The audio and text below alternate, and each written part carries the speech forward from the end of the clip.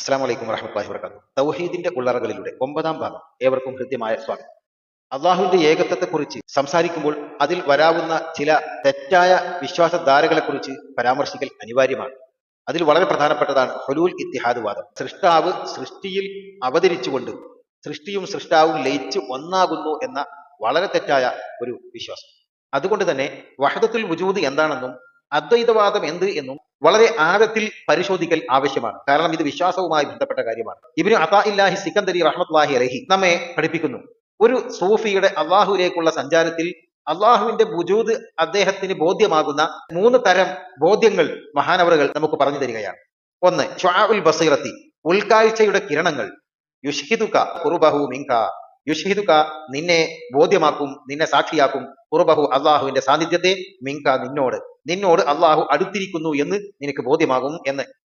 2, ഐനുൽ ബസീറ തുഷ്ഹിദുക അദമക ലിവുജൂദിഹി, അള്ളാഹുവിന്റെ വുജൂദ് കാരണത്താൽ നിന്റെ അദമിനെ നിനക്ക് ബോധ്യമാകും എന്ന് പറഞ്ഞാൽ അള്ളാഹു സുബ്ഹാനഹു വ തആലയുടെ വുജൂദ് കാരണം അത്രയും വലിയ ആ അത്ഭുതകരമായ ആ മഹാവുജൂദിന്റെ ആ ഒരു അനുഭവം വരുമ്പോൾ നീ ഇല്ല എന്ന് നിനക്ക് ബോധ്യമാകുന്ന ഒരു സാഹചര്യം. നിന്റെ ഒരു താൽക്കാലിക ഒരു വുജൂദ് അത് ഒരിക്കലും ഇവിടെ ഇല്ല എന്ന് നിനക്ക് ബോധ്യമാകും. 3, വഹഖുൽ ബസീറത്തി, ഹഖുൽ ബസീറയാണ്. യുഷ്ഹിദുക വുജൂദഹു, അള്ളാഹുവിന്റെ വുജൂദിനെ നിനക്ക് ബോധ്യമാക്കി തരും. ലാ അദമക വലാ വുജൂദക, നീ ഉണ്ട് എന്നോ നീ ഇല്ല എന്നോ അങ്ങോട്ടൊന്നും നിന്റെ ചിന്താമണ്ഡലം പോവില്ല. പിന്നെ അള്ളാഹുവിന്റെ വുജൂദ് മാത്രം അനുഭവിച്ചുകൊണ്ടിരിക്കുന്ന, അള്ളാഹുവിന്റെ വുജൂദ് മാത്രം ബോധ്യപ്പെട്ടുകൊണ്ടിരിക്കുന്ന ഒരു ഘട്ടം.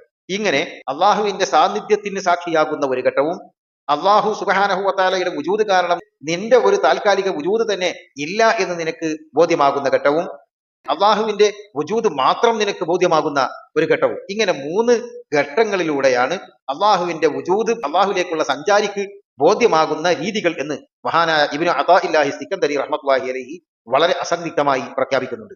ഇവിടെ നിന്ന് നാം മനസ്സിലാക്കണം, വഹദത്തുൽ വുജൂദിനെ വിമർശിക്കുന്നത് ഇത് അദ്വൈതവാദമാണെന്ന് പറഞ്ഞുകൊണ്ടാണ്. ഞാൻ ചോദിക്കട്ടെ, മഹാനവറുകൾ പറഞ്ഞു തന്ന ഈ വഹദത്തുൽ വുജൂദിന്റെ ഈ ഘട്ടങ്ങളിൽ എവിടെയാണ് അള്ളാഹു സുബ്ഹാനഹു വ തആല ഈ സൃഷ്ടിയിൽ ലയിക്കുകയും ഒന്നാവുകയും ചെയ്യുക എന്ന ഹുലൂൽ ഇത്തിഹാദ് ഇവിടെ എവിടെ വരുന്നു?